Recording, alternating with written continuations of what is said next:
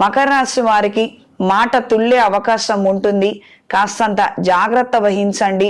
ముఖ్యమైనటువంటి ప్రజెంటేషన్స్ కావచ్చు, ప్రాజెక్టులు కావచ్చు, పై అధికారులతో మాటలు, మీటింగులు, ఇతరితర ఏవైతే పెద్ద స్థాయి కార్యక్రమాలు ఉంటాయో, 10 మందితో కూడుకున్నటువంటి వ్యవహారాలు ఉంటాయో, ఈ విషయాలలో మాత్రం ఆచితూచి నిదానంగా అడుగు వేయండి.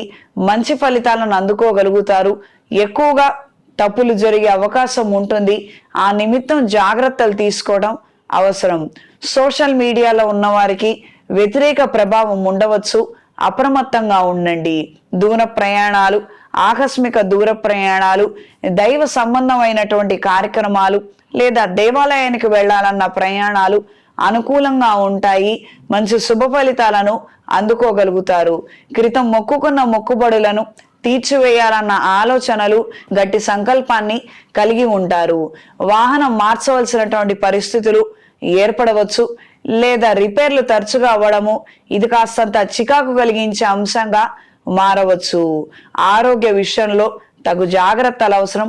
స్కిన్కు సంబంధించినటువంటి ఇన్ఫెక్షన్స్, వైరల్ ఇన్ఫెక్షన్స్తో సఫర్ అయ్యే అవకాశం ఉంటుంది. అప్రమత్తంగా ఉండండి. ఈ వారం స్త్రీలకు ఆరోగ్యరీత్యా జాగ్రత్తలు అవసరము.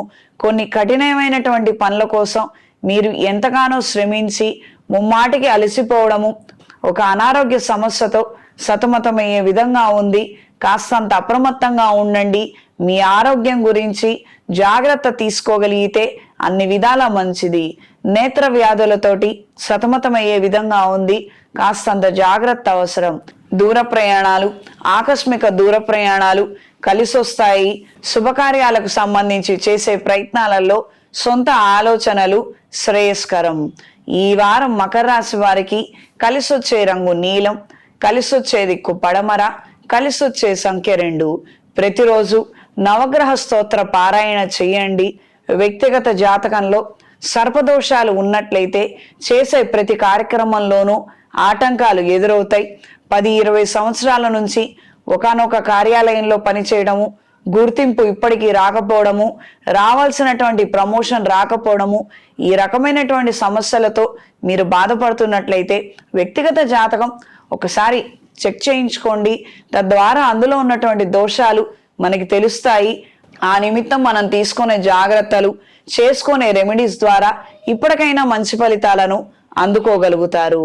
సుబ్రహ్మణ్య పాశుపత హోమం జరిపించుకోగలిగితే అనుకూలమైన మార్పులు ఏర్పడతాయి.